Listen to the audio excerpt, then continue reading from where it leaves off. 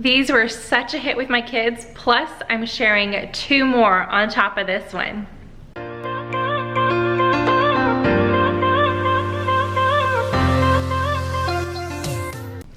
Hey guys, my name is Vanessa and today I am sharing 3 super easy and fun treats for your kids that are summer themed. Now, originally I was going to make these with my children. However, they are so obsessed with the pool that they don't want to get out. They're like, no, you go ahead and do it. So I am going to be sharing a lot of recipes next month for the month of July, once a week with my kids, like cooking in the kitchen with my kids. So I hope you guys are excited for that. But today it's just going to be me in the kitchen cooking 3 fun summer treats for my kiddos, and I hope you guys enjoy them. On top of that, I'm actually collabing with Danielle. I will have her channel linked down below. Danielle is super sweet. You guys are going to love her. She does a lot of the same content that I do. She is in her kitchen. She shares recipes, and of course today she's going to be sharing 3 summer treats as well. She does have 1 son who is such a cutie, so I would love for you guys to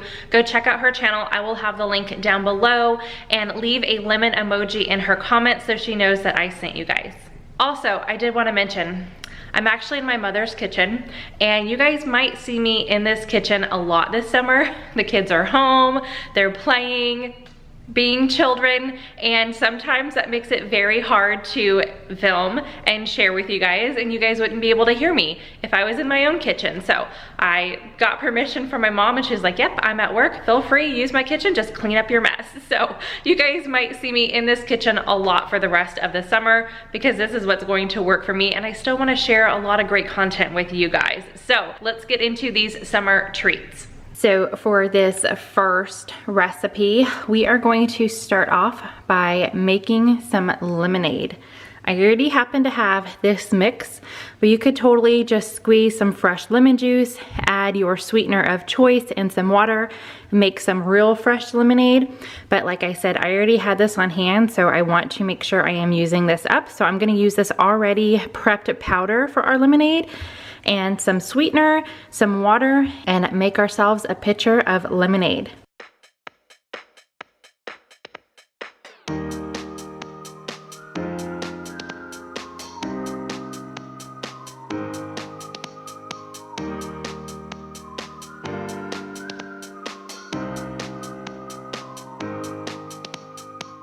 All right, next you just pick your popsicle mold of choice. I just found this one at Target, and it is a ring pop mold. So, you know, those little suckers that you get, or the kids get for different holidays and things. I saw this and I was like, oh, that is so cute. So all we're gonna do is just pour our lemonade into your molds. Again, whichever mold you choose. We're gonna try these ones out. Thought it would be a little different than just your normal popsicle, and then get these in the freezer.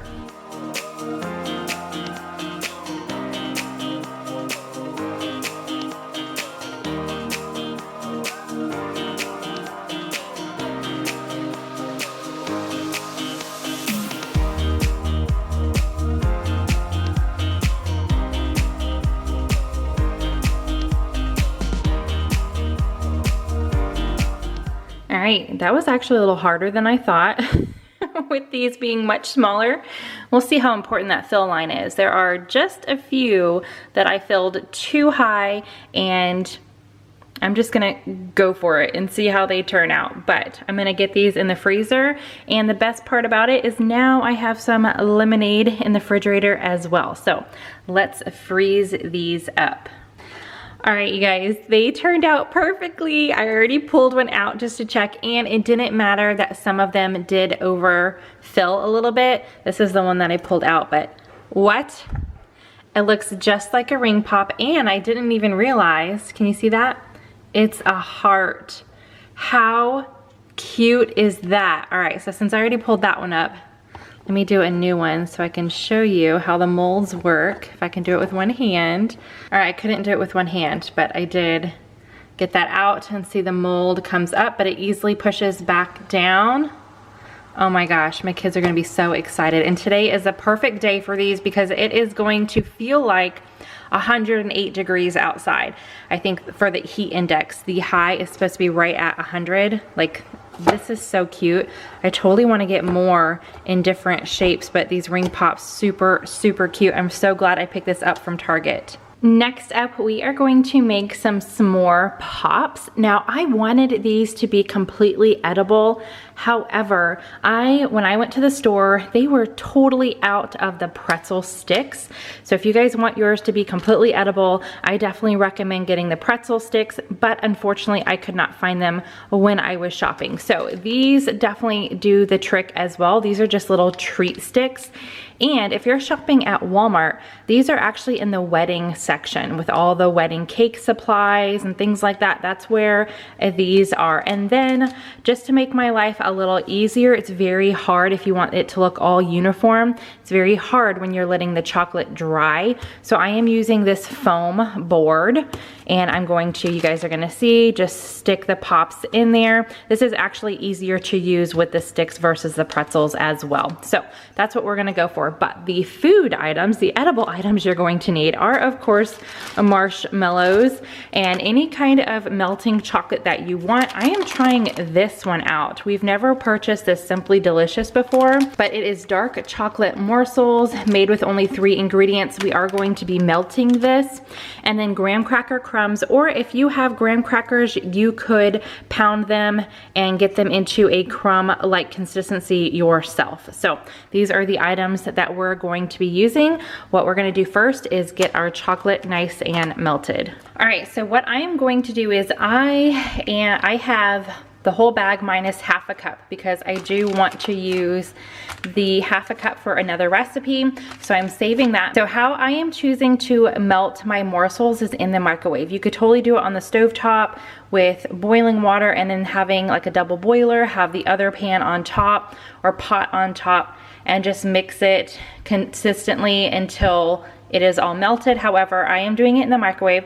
So I'm gonna put my microwave safe bowl in there for 45 seconds, stir it, and then I'm only going to heat it up 10 seconds at a time until it is all melted how I want it. All right, so my chocolate took the 45 seconds and then 4 rounds of 10 seconds, and it is nice and creamy, the consistency that I want. Make sure you don't overcook this or it will not work how you want it to. Now, while this was cooking, I went ahead and set up my assembly line. So I've got these sticks, the marshmallows. I did opt to take them out of the bag just because sticking your fingers in the bag, they can start to get pretty sticky. So this just makes it easier. Of course, my chocolate that I just put in the middle, and then my graham cracker crumbs also in a bowl, just makes it a lot easier, and my styrofoam at the end. So let's go ahead and start assembling these.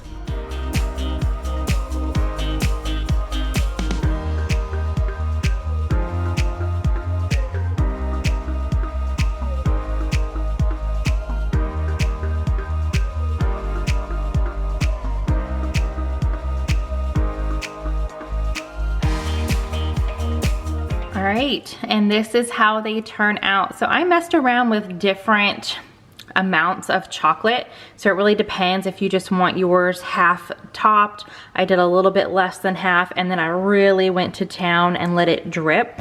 So I was just messing around with them, but however you want yours, however much you want yours covered. But now you're just gonna let them sit. You could put them in the refrigerator if you wanted the chocolate to get nice and hard, or just let them sit out and leave it nice and messy and gooey. But I also wanted to share with you guys, if you did not want to buy a foam board, you don't have to. You could do the half on one side. So I went ahead and did some like that so I could show you. Also, if you didn't want to do any kind of stick and just have them, instead of pops, have them as s'more bites, you could do that as well. Just hold the end of the marshmallow, dip it in the chocolate and then the graham cracker crumb, and then just set it on your wax paper or a cookie sheet if you wanted to put it in the fridge and let it dry out, harden a little bit that way. But I wanted to go ahead and share. You could do this so many different ways. So here's the 3 ways that I decided to try it out today. But this one is definitely super, super fun. All right, so I did let mine sit out for a little while so the chocolate hardens, and now they are perfect. So you could put these in the refrigerator to speed up the process. However, sometimes if you put chocolate in the refrigerator, it gets that almost bad look, like gray tint to it, and I didn't want that. I wanted to stay the real chocolate color. So I just let it sit out for just a little bit. Marshmallows are still super soft, but the chocolate is nice and hard, and now they are ready to go. Last but not least, we are going to fill this watermelon with some cherry Jello. Now, I originally purchased a super-sized watermelon, and I was gonna use that, but then I started thinking, I was like, you know what, that's too much for me to handle. This is gonna be much easier. Maybe we'll do the big watermelon another time, but for now, we're just gonna start with this little one, and I am going to be cutting it right in half. You guys are gonna see, get all the watermelon out of it, and then we're gonna fill both halves with the Jello. So this will be much easier to work with because we do have to put this in the refrigerator to let the Jello set, and I was afraid that that big watermelon was gonna be way too hard to figure that out. So I bought a personal or mini watermelon. You can find them all over. And then I have 2 6-ounce boxes of cherry Jello. You could use whatever flavor you want. I just picked a red color so it would look most like the watermelon. All right, you guys, so first up, we are going to make the Jello according to the package directions. So since I am doing 2 boxes, I'm going to need to double it. So we're going to need 4 cups of boiling water. So I am gonna go ahead and put 4 cups into this pot, and we are going to heat it until boiling. While we are waiting for the water to boil, we are going to go ahead and slice our watermelon in half and then scoop out both sides and just stick it in a bowl, because I'm actually gonna be sharing another recipe coming up using this watermelon.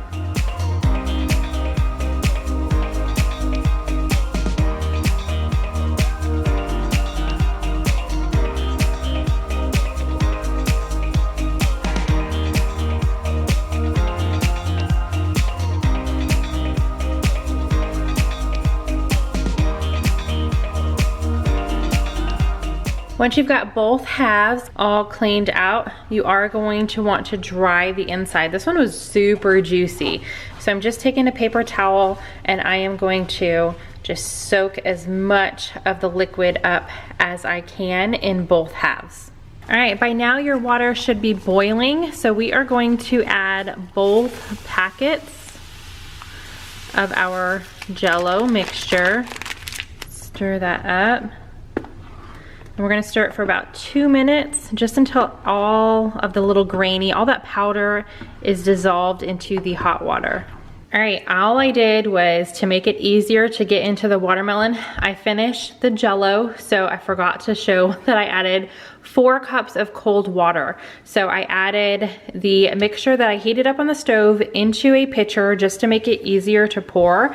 And then in here I added 4 cups, since we are doubling it, 4 cups of cold water, stir that up, and now we are going to fill our watermelon.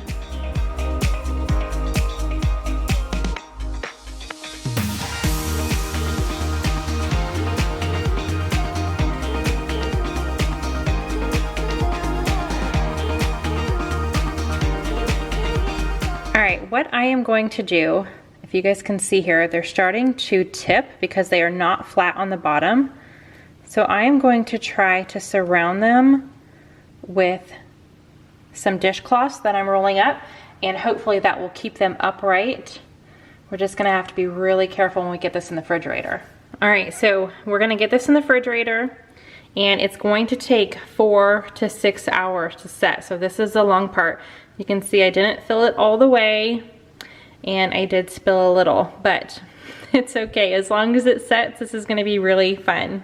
Okay, so I ended up keeping this in the fridge overnight. I just really wanted to make sure it wasn't gonna go anywhere, and I cut 1/2 in half already. I wanted to show you guys, and then I was gonna cut them smaller, but I kind of feel like, since this is already a small watermelon, that cutting it in quarters is gonna be perfect, and the kids are just gonna have a blast. But you can see here, I don't wanna shake it too hard, but the Jello is staying on the watermelon. So that is awesome, and I cannot wait to show the kids how this turned out.